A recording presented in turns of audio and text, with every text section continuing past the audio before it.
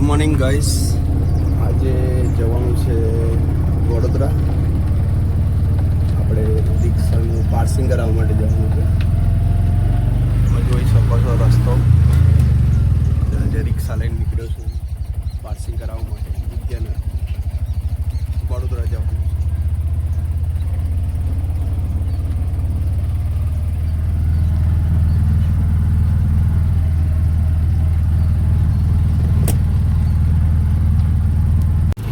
જોઈ શકો છો ગાઈસ, ફિટનેસ કરાવવા ગયા હતા.